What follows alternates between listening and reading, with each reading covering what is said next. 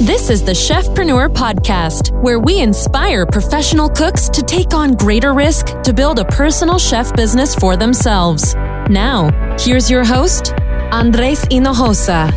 Hey everyone, welcome to another episode of the Chefpreneur podcast. I am your host, Andres Hinojosa. Thank you so much for tuning in today. You know what? We haven't had a podcast put out for a while. I apologize about that. Been extremely busy with life. We're expecting our fifth child here on August 5th. But I wanted to hop on and start getting this podcast going again. I've been getting some hate mail, not really, but I would say it's kind of like people just saying, Chef, I want your podcast. Where is it at? I don't know why you haven't done one. So here we are again. So thank you guys so much for supporting this podcast. It really means a lot to me that you guys are always tuning in and listening. So we have some great podcasts coming up as well. And we're going to be doing some more interviews as well coming up that are going to be phenomenal. We're going to be interviewing chefs in Australia as well as New Zealand. And we're going to be able to feature a few of the program students on the podcast as well and get them to share their experience. But like any podcast that I start out with, I usually like to start out all the podcast with a question and answer segment. And this time the question comes from our one of our members in our Chefpreneur Movement Facebook group. His name is Matt. And Matt asks, do you take your own plates, flatware, pots, and pans to the client's house? That's a great question, Matt. What I do is I don't take my own pots and pans. I don't take my own plates, my own silverware, any of my own flatware plates. Like I said, I try to use as much in the client's home as possible. And the reason for that is it's easier to give an experience when everything is kind of in one place and then you're not feeling like you're bringing things and forgetting things left behind. In fact, this week, this last Monday, we finished up a week 10, which is the Cook Day segment of the Chefpreneur Masterclass. And we talked about this, that we try to use as much of the things in the home as possible from the clients. Again, it makes it easier on us. It makes it easier on the client as well. And it actually just gives a better overall better experience. If you feel like you have specific plates that you want to use for a specific dish, and you're saying that it's going to be better to use those dishes, then by all means, go ahead and bring whatever you need to bring. But for the most part, like I said, I don't bring my own pots, pans, flatware. It is a good question. And I mean, there's some one-off times where I've done it where I've brought like a large bowl or something like that for salad, or I've brought a few of my own platters if it's kind of more of a family style approach, or if I'm doing kind of passed around appetizers or something like that. I bring them just in case. I keep them in my car, and then if the client doesn't have the necessary platters for me to use, then I can go ahead and grab some of my own that I brought with me. So I hope that answers your question, Matt. Hey, you know what? We love to answer questions here on the Chefpreneur podcast. If you have a question, you can go ahead and email us at podcast@chefpreneurprogram.com, or you can log into Facebook and search for the Chefpreneur Movement group. It's the Chefpreneur Facebook Movement group. It's completely free to join. You just have to get on there, answer a couple questions that we have for you, and you can get into the group with other like-minded chefs that are like you, looking to start their own personal chef business. So without further ado, let's hop into our subject today. And our podcast is titled The Fastest Way to Get a Client. Now, many of you guys are always so tripped up about how to find clients, how to get clients, where to look for them. And there's several points that I want to make in the beginning just to kind of get a couple foundational points in for you to think about when you're trying to look for clients for your business. Now, one of the things that we always come across is that you guys think that you have to get tons of inquiries and tons of clients. However, that's not always the case. So let me explain what I mean by that. First of all, there's a lot of you that have had many inquiries or get many inquiries in your business, or if you haven't started at all and you're scared about getting clients, one of the biggest thing I see is that you guys are so tripped up on wanting to see how many inquiries you can get, right? Meaning how many people are actually reaching out to you to ask for your services. Now, again, this is kind of logical in our heads because it makes sense for us to want to know, Chef, no, you don't understand. I need more inquiries so I can get more clients. Here's the thing. The real reason that you're probably not getting clients is because you don't know how to sell your services. That's number one. Okay. You have to learn how to sell your services. But more so than that is that you're probably getting the wrong kind of inquiries. Now, the wrong kind of inquiries are, it makes a huge difference when you're trying to get someone to book you and they're not the right person. It's like, for instance, let's say you're scrolling Facebook and you see an ad that says, buy a Mazda today. And you're like, I don't want a Mazda. I'm looking for a Toyota. You're not going to click on that ad. You're not going to click on and say, hey, let me check out the Mazda cars here at the local dealership. You don't want a Mazda. You want a Toyota. So it doesn't matter that even though you're looking for a car, which Mazda might be saying, oh, we need more people that are looking for cars. More specifically, they're either going to have to put their marketing message to entice someone to go from wanting a Toyota to a Mazda, or someone who really just wants a Mazda as a car. So these are the two things that need to be defined. Number one, in your business, you need to define who you're trying to go after. Okay, who you're trying to go after. This is the very foundational step in understanding the fast way to get a client to actually book you. Number one, you got to talk to the right people. You got to look for your ideal customer based upon your niche. Now, if you haven't developed your niche in your business, I highly recommend you really understand what your niche is and what you want to be known for. This is, again, vital because you are not able to talk to other clients that are wanting your services if you don't really know what you're all about. If you don't know what your mission is in your business and you don't know what you want to be known for, then how do you expect someone else to want to know? Or how do you expect someone to book you for those reasons? You're not going to get booked. So here's the thing. The fastest way to get a client, number one, is to make sure that your marketing messaging and your messaging going forward is brought up by the niche and the brand that you've developed in your own business. And basically, you're speaking to those right clients that are going to actually want your services. Again, let me just give you a simple example of this in an actual personal chef business. If someone went to your website and the website said a personal chef service where we specialize in keto-friendly food, okay? This means that the client who's looking for, maybe a Latin menu for their son's graduation party probably is not going to click on the book now button or the contact us button or anything like that on your website. Why? Because your messaging is not geared towards them. Now, I know what many of you guys are thinking out there. You're thinking like, but chef, I can do a Latin inspired menu. I need that business. I could do it. But listen, you're going to attract the wrong kind of clients. Someone who does it all is not going to win over someone who knows exactly what they offer and what they're all about. It's as simple as that. So again, step one, make sure you're putting out the right message to the right client. Number two is once you figure that part out, whether you're starting this business from scratch or whether you've already have a business and it's up and running, number two is you got to find other services and products that these clients are already using. Okay. So think about it this way. You have to go where the fish are swimming, right? So here's your ideal client. You've kind of figured out, okay, this is the person I'm targeting. For instance, if you were going back to the example of the keto-friendly chef, you might be thinking, I'm targeting people who want to lose weight. I'm targeting people who want to get healthy, someone who's really wanting to get into this diet. And I know a lot about it. I know how to cook great keto-friendly food. So listen, you're going to have to start looking and understanding what other services these people are using. So think about it. Let's just retract for a minute. If the client that you're looking for, again, is wanting to lose weight, wanting to get healthy, where do you think they're going to be spending their time? They're going to be spending their time at the gym. They're going to be hiring nutritionists, dietitians, possibly holistic health practitioners, possibly just doctors in general. So what you should do is then go talk to them about your services. Okay. You're going to go to the gyms. You're going to call the dietitians. You're going to call the nutritionist. You're going to try to get into a great relationship with them so they can then refer you the clients that are already going to them for their services. Again, it's really easy to start fishing for fish when you know where they're hanging out, and they're always hanging around other services and products and different things that they're using and places they're going and hanging out. That's where you're going to find them. Okay. So you have to start understanding that you have to go to where they're using, what other services and products they're using the most. Okay.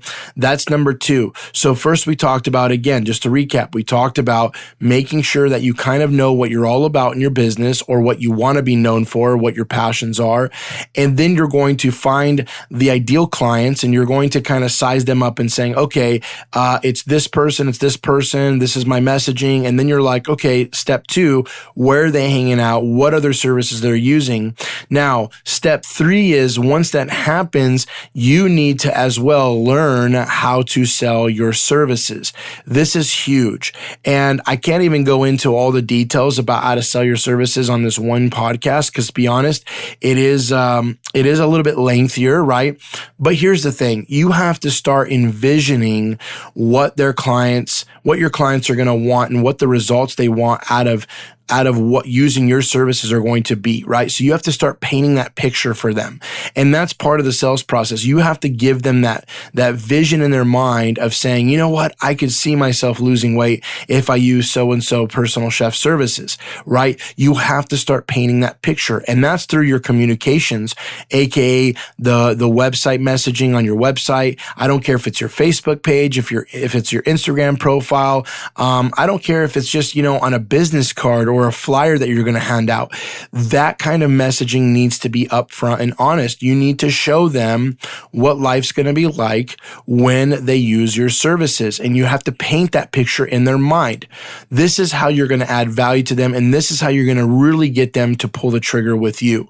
Okay? And so a lot of you guys are thinking, well, I just need more inquiries like I talked about before. But you probably are getting the wrong inquiries because you don't know what your business is about. You're thinking that, well, I could cook it all, chef. You don't understand. I'm very talented. I could cook it all. That's great. I'm glad that you can cook so many things. But the thing is that people are attracted to specifics. They want to know that you're going to be taking care of them 110%. And the only way that you're going to be able to do that is to do something that you're passionate about. It's not going to be to do it just because you're trying to earn that extra income or you're trying to make that money. It really has to come from a place of like, hey, I'm really confident in the services I provide. And I've spent the last 2 years losing weight myself and cooking a bunch of keto-friendly food, even though at first I was thinking it was tasting horrible. Then I started developing recipes that made it taste better. And now I want to help other people. Okay. This adds more value to the client. And that's the fastest way that you're going to book a client, is to have the right messaging and then go to where they're hanging out. And then step 3 is learning how to visualize their success and their results by using your services. Okay. Let me give you one more example, because I know I use the diet friendly food and the keto friendly food example a lot. So let's go to my personal chef business, which is Dinner with a Chef, by the way. That's my personal chef business. And we, on our website, we are known for just delivering a personal chef service for any occasion, right? So we specialize in more private events. We do special occasions, birthdays, anniversaries, weddings, bachelorette parties, bachelor parties, so forth and so on. Okay. Here's what I've noticed.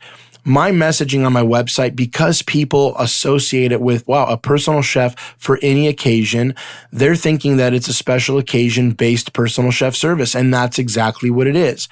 And a majority of my clients are coming from vacation rental companies, meaning that they'll come to San Diego, they'll rent like a beautiful luxury villa through a company, and I'm partnered with a lot of those companies, and basically those companies allow those clients to be referred to me. And they're hot leads, right? Because again, they're staying in a vacation rental property. It's not that they usually are wanting to lose weight. It's usually like, hey, we don't want to cook. We're staying in this beautiful villa, this 5-bedroom, 6-bedroom house overlooking the ocean. We don't want to cook. And oh, by the way, we're here on vacation, but we're also celebrating our 50th wedding anniversary. This is right up my alley. So when they see my website, it matches up to what they want. They start to see the communication I'm putting out there, and it speaks speaking to the right clients that I want to attract.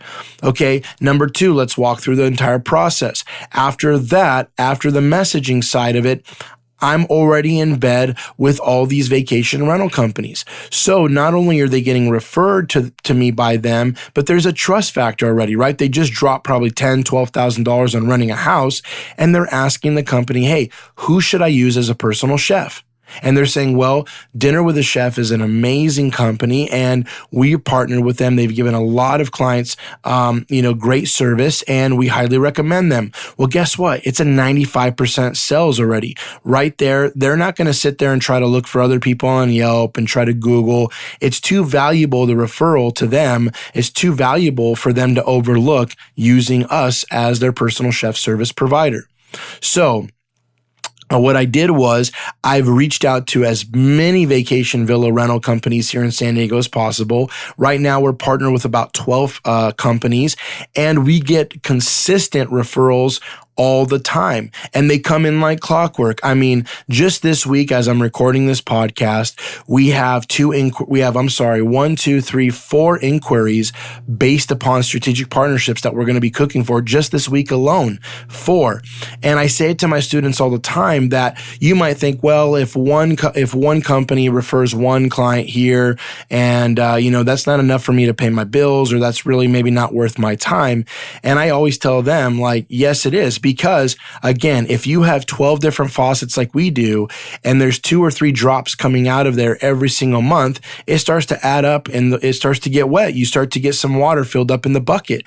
And that's what it's all about, is that consistent basis of building that foundation of finding out where those clients are hanging out, the services they're already using, which are vacation villa rental companies. We're also partnered with different event coordinators and wedding planners and things like that. Again, talking about special occasions, but that's who you need to be in bed with. You need to start to develop relationships with them so you can get to the clients.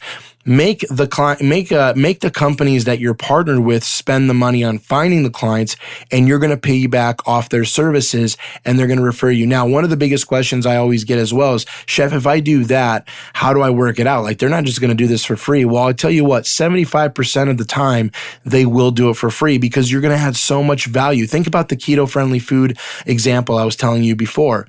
If the nutritionist refers a personal chef, the nutritionist is going to look good because the client is going to get results. Okay. The client's going to be happy because they're losing weight. They're getting fit. They're getting healthy, and you have business. So everybody's winning. Why wouldn't the nutritionist want to refer you? Because if he refers you, he has an incredible testimony, and he could take the before and after pictures like every nutritionist or dietitian does, or personal trainer. They're going to be able to take those pictures and they're going to say, look at what my client did. They lost 45 pounds, right? So when someone else calls that dietitian or nutritionist, they're going to say, hey, like, I want to use you. Like, you got amazing results for so-and-so. And they're going to say, yeah, so here's what we're going to do. We're going to develop a meal plan for you, and then I'm going to refer you to the best personal chef I know that cooks amazing keto-friendly food, and we're going to help you lose 50 pounds in 6 months. It's going to be incredible and life-changing. Think about that. So 75% of the partnerships that you'll create and those relationships you create of the people of the services that are out there that your clients are already using, or your potential clients are already using, they're going to want to use you because they're going to get better results for that, right?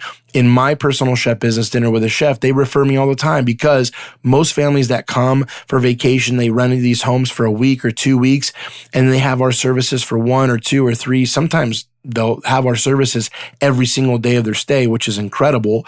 They say, man, the personal chef service part of it was so amazing. Like, we want to rebook the same house with the same chef next year. Well, guess who just won? The company that rents the home just won. And also you just won because now you're getting booked again automatically next year. Okay. And the sales part of it becomes so much easier because, again, they're already warm. They're a great hot lead coming from a referral. And you're just going to seal the deal by, when you talk to the client, envisioning what their life is going to be like after they use your personal chef services. So I hope that clarified the fastest way I know to find a client. It's not through Instagram, stories, no offense. It's not through Facebook postings, and it's not through Google AdWords. Although paid advertising and although Instagram stories and different things like that can develop some level of results, it's not the fastest way of going about it. This is the misconception that you guys all have. You think that you have to just keep blasting yourself out there and creating this massive brand that everybody needs to know about you. Really, you only need the people that you're trying to go after who really want what you're all about in your personal chef business, your niche, what they're looking for. Those are the people you're wanting to attract and speak to. So that's the fastest way I know how to find a client. I hope that helped you guys out today. Hey, my name is Andres Hinojosa. Again, we're here to motivate, educate, and inspire chefs to take a stand for their personal freedom by breaking the chains of a kitchen job and building their own empire. We believe the future is yours and you can put it into your own hands. Hey, we're still having a free web class. If you go to the chefpreneurwebinar.com, the chef, P-R-E-N-E-U-R, webinar.com, you can sign up for our free web class. Also, make sure you subscribe to our YouTube channel. Just type in the search bar on YouTube, Chefpreneur, that's all one word, Chefpreneur. Also, check us out on Facebook. Join the Chefpreneur Movement Facebook group. Like I said before, it's 100% free, but you'll be with other like-minded chefs. And again, you just have to require it to be, we require a couple questions that you have to answer, and then we allow you to join the group. And again, this is where we pull some of these questions that you guys have. We answer them live here on the podcast, as well as it's just an amazing community. If you're wanting to get inspired, if you've already started your personal chef business or you want to start one, you're going to find so many great resources in that group. And we've really built such a family kind of a community and an environment in there where everybody in there is willing to help each other out. So again, thank you guys so much for tuning in today. I appreciate you guys being patient with me, coming back online with another podcast. Stay tuned next week. We're going to have a great podcast. And the title of next week's podcast is going to be Why Many of You Won't Make It in the Personal Chef Business. So I hope that attracts you to tune in for next week. Hey, take care. My name is Chef Andres again. I appreciate you guys tuning in, and we'll talk to you later. Take care. Bye-bye. Thank you for listening to the Chefpreneur podcast, where we want to educate, motivate, and inspire as many chefs to become their own boss. Please subscribe to the podcast and join us every week to be part of the movement. To sign up for our free online web class, visit thechefpreneurwebinar.com.